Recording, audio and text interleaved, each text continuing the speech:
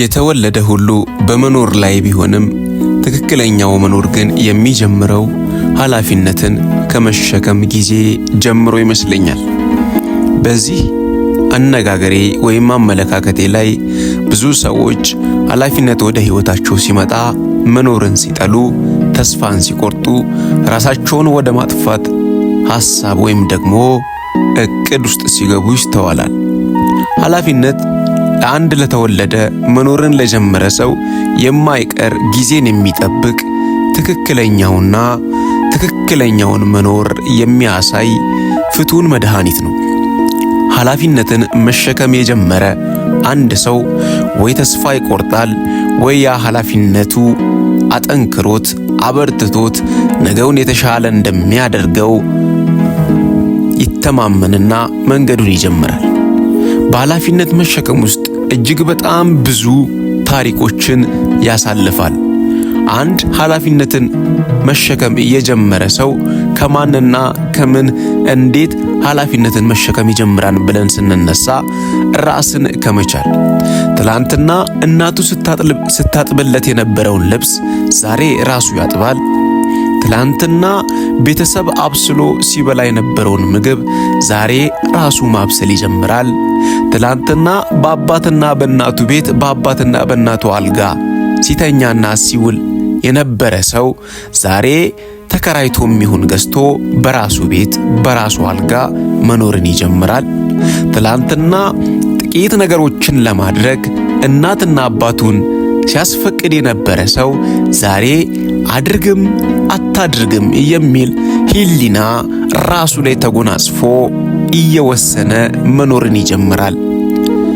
ኃላፊነትን መሸከም የጀመረ ሰው አንድ ነገር ያድነዋልም ይገለዋልም፣ ውሳኔ። ኃላፊነት ውስጥ ራስን መቻል ውስጥ ውሳኔ አብሮ ይመጣል። ትላንትና አባትና እናትህ እንዲሁም በአንተ ዙሪያ ያሉ ካንተ ከፍ ያሉ ሰዎች ሲወስኑልህ ስትኖር፣ ዛሬ ግን በአንተ ሕይወት ላይ ውሳኔን ማስተላለፍ የምትጀምረው ራስህም ሆነ ተገኝተሃል። ምናልባት በዚህ መካከል ስሜታዊ ሆነ ተናደ እንዲሁም በተለያዩ አላስፈላጊ ፍላጎቶች ውስጥ ሆነ እጅግ በጣም ነገህን የሚጎዱ ውሳኔዎችን ስትወስን ዛሬን ልትኖር ትችላለህ፣ ነገን ግን አትኖርም። እኔ አንድ ነገር አምናለሁ ወይም ደግሞ አንድ አባባል አለኝ፣ ጸጸት ዛሬ ሳይሆን ነገ ነው በሚል አምናለሁ።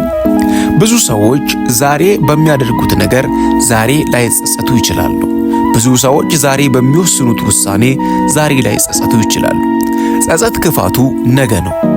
ውሳኔውን ከወሰናችሁ በኋላ ነገሩ ከተበላሸ በኋላ ነገሩ ምስቅልቅሉ ከወጣ በኋላ ጸጸት የሚባል ትልቅ እስር ቤት ይጠብቃችኋል።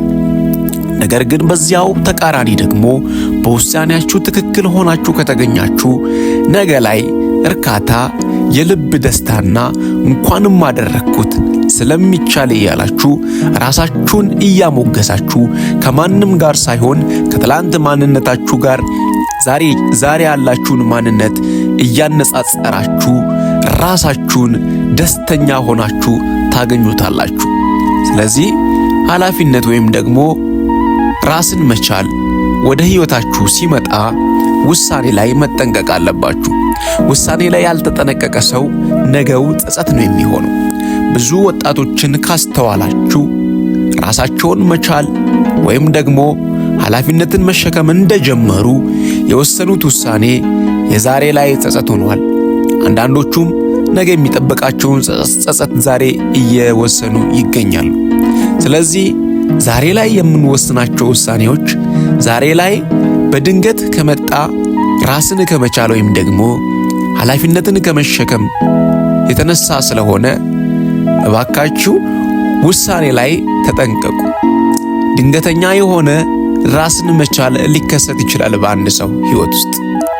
ምክንያቱም ያ ሰው ዕድሜው ከ18 ዓመት በላይ ሲሆን ቤተሰብ ቢያጣ፣ አብሮት የነበሩ የሚያግዙ ወዳጅ ዘመድ አዝማዶችን ቢያጣ፣ ራስን መቻል በድንገት ወደዛ ሰው ሕይወት አፍጥጦ መጣ ማለት ነው።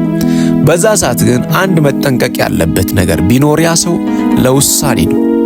ውሳኔ ወይ ደስታን ያመጣል ወይ ሐዘንን ያመጣል። ከሁለቱ አንዱ ነው።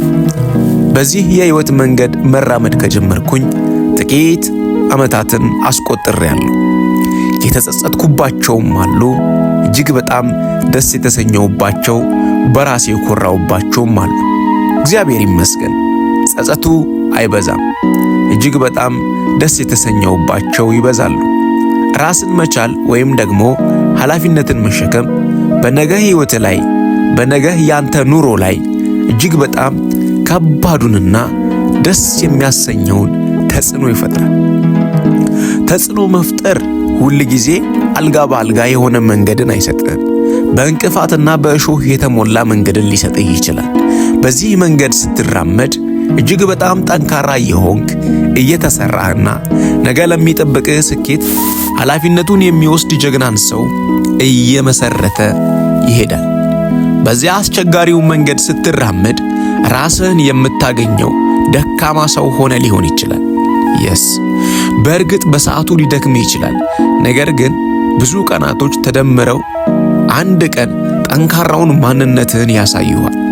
የሆነ ፈተና ለአንተን ገምግሞ የሚያወጣ አለፍኩት እንዴ የሚያስብልህ፣ ለካስ የትላንትናው ትናንሽ ፈተናዎቼ የሰሩኝ ማንነት ዛሬ የገጠመኝን ትልቁን ፈተና ማለፍ ችያለሁ ብለህ እንድትናገር ያደርጋል።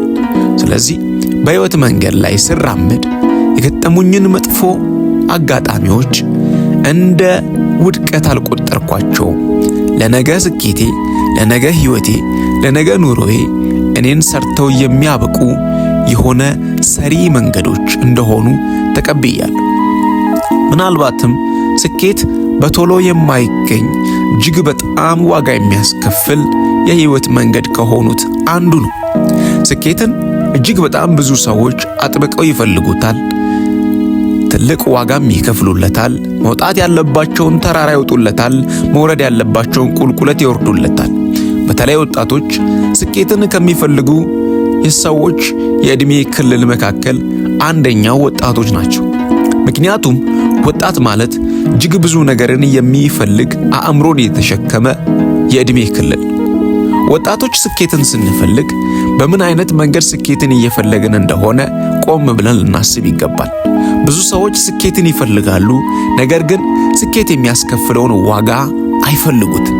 ስኬት ደግሞ አንዳንድ ጊዜ ወይም ደግሞ 90% ለሚሆኑ ሰዎች እጅግ በጣም ትልቅ ዋጋን ከተቀበለ በኋላ ነው የሚመጣው። ነገር ግን ያንን ዋጋ መክፈልም ጠልቶ አለመሳካትንም ጠልቶ አይቻልም። የሀገሬ ሰው ሲተርት ሁለት ወዶ አይቻልም እንደሚለው። ስለዚህ ከስኬት ጋር አብሮ የሚመጣ ዋጋ መክፈል ወይም ደግሞ ማድረግ ያለብህ በሕይወት አድርገህ የማታውቀው እጅግ ትልቅ ቻሌንጆች ወደ ሕይወት ሊመጣ ይችላል። በዚህ መንገድ ራስን የምታስተናግደው ዋጋ በመክፈል ስኬትን ማግኘት መሆን አለበት። ራስህን ዋጋ ለመክፈል ወይም ደግሞ የተለያዩ ፈተናዎችን ለማለፍ ብቁ ካልሆንክ ወይም ዝግጁ ካላደረግክ ራስህን ያኛው የምትናፍቀው የምትስለው በምዕናብ አርቀ የምታየው ስኬት እንዳየኸው እዛው ሩቅ ሊቀር ይችላል። ስለዚህ ስኬትን ለማግኘት የሆነ ዋጋ መክፈል ያለብህ ይመስለኛል። አይመስልህም ወዳጄ? በዚህ የህይወት መንገድ ስራመድ ማንኛውንም ነገር ከማድረግ ወደ ኋላ አልልም።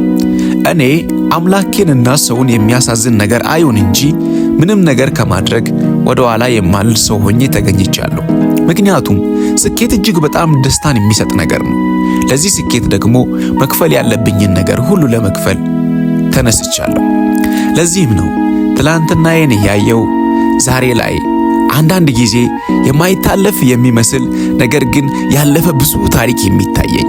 ትላንትና ለማለፍ ለመፈተን ምንም ነገር ውስጥ ገብቶ ለመውጣት ራሴን ነፃ ስላደረግኩኝ፣ ራሴን ለዛ ፈተና ስለፈቀድኩኝ። ያልተፈተነ አያልፍም፣ ያልተፈተነ አይሻገርም፣ ያልተፈተነ ከአንድ ክላስ ወደ አንድ ክላስ አይሻገርም። ስለዚህ ከትላንትናው ዝቅታችን ወደ ዛሬውና ወደ ነገው ከፍታችን ለመግባት መፈተን አማራጭ ሳይሆን ግዴታ ነው። አንድ አባባል አለችኝ ሰሞኑን ያገኘኋት፣ ለመኖር መታገስ አማራጭ ሳይሆን ግዴታ ነው። የቲክቶኩ አይካን በብዙ አይነት መንገድ እያለፈና ያለፈ ሰው ነው። አመሰግናለሁ።